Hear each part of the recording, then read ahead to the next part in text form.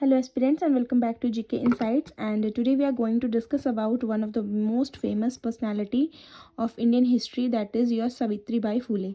She was the first female teacher of India and उनकी जो birth आज उनकी जो है वो बर्थ एनिवर्सरी है।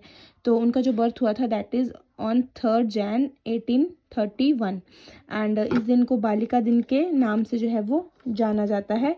उसके बाद है सेलिब्रेट करता है उनका contribution towards the women education, and she was an Indian teacher, a social reformer and a poet.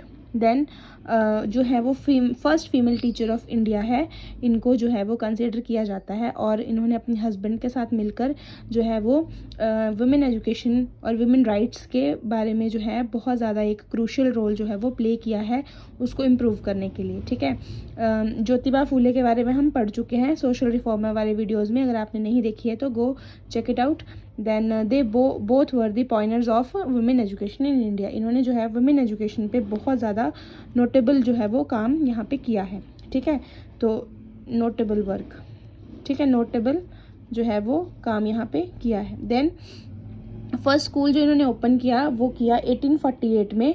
ठीक है, 1848 में पुणे में। ठीक है, और ये जो है जगह का नाम है तात्या साहेब भीड़े रेजिडेंस में इन्होंने भीड़ेवाड़ा में जो है वो इन्होंने अपना फर्स्ट गर्ल स्कूल जो है वो ओपन किया था।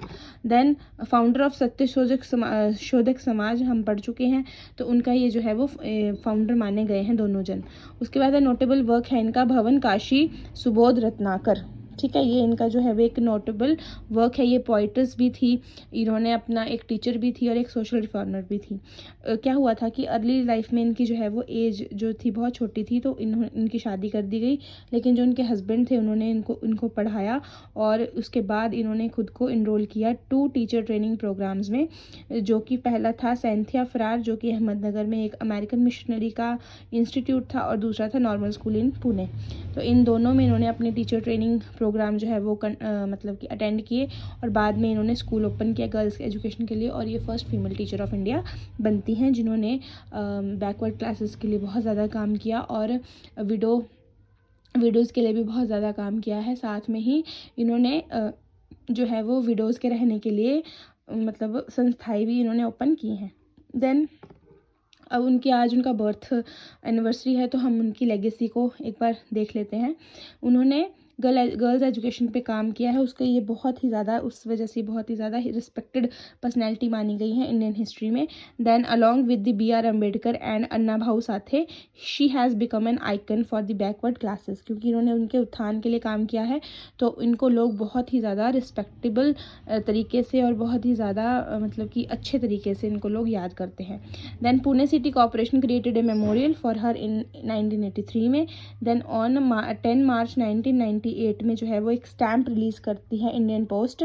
ठीक है, एक स्टैम्प रिलीज़ की जाती है इंडियन पोस्ट के द्वारा to honour Phule. Okay, then in 2015 university of Pune was renamed as Savitribai Phule Pune university in her honour. तो इनके ऑनर में जो है वो यूनिवर्सिटी का नाम भी चेंज करके जो है वो सावित्री बाई फूले पुणे यूनिवर्सिटी कर दिया जाता है।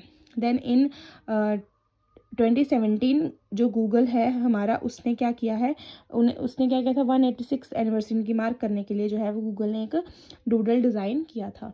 ठीक है, तो आज के दिन जो है वो पुणे और महाराष्ट्र वाला एरिया, जो महाराष्ट्र का जो पुणे वाला एरिया है वहाँ पे बहुत ज़्यादा सावित्री बाई फूले जी की जयंती को सेलिब्रेट किया जाता है और साथ ही उनके लेगेसी को, उनके वर्क्स को याद किया जाता है, उनके कंट्रीब्यूशन को याद किया जाता है इंडियन सोसाइटी में।